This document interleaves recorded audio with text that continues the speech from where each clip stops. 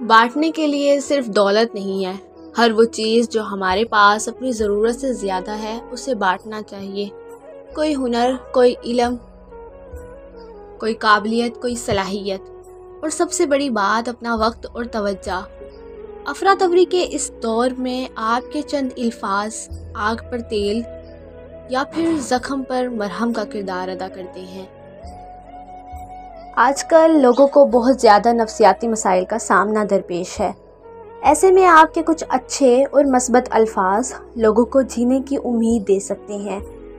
آج کل سب سے خوبصورت تحفہ آپ کا وقت، توجہ اور حوصلہ افزائی ہے۔ لوگوں کی حوصلہ افزائی کرنا سیکھیں۔ نکتہ چینی کرنے یا تنقید کرنے سے آپ کی اپنی ذات منفی اثرات کے تلے دب کر رہ جاتی ہے۔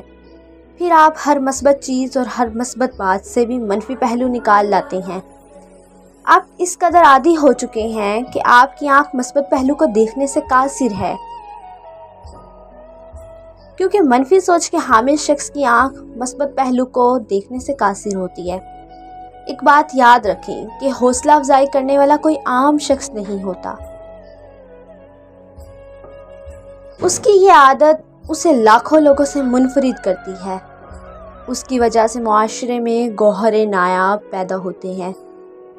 اس کی وجہ سے کوہ نور جنم لیتے ہیں۔ اس کی وجہ سے معاشرے میں سایہ دار اور پھلاور درخت لگتے ہیں۔ جہاں حوصلہ افزائی کرنے والے کی وجہ سے دوسرے لوگ 2 قدم آگے جاتے ہیں، وہیں حوصلہ افزائی کرنے والا خود 4 قدم آگے چلا جاتا ہے۔ جہاں تنقید کرنے کی وجہ سے دوسرے لوگ 1 قدم پیچھے جاتے ہیں، وہیں تنقید کرنے والا خود 10 قدم پیچھے چلا جاتا ہے۔ حوصلہ افزائی کرنے کی عادت بنائیں۔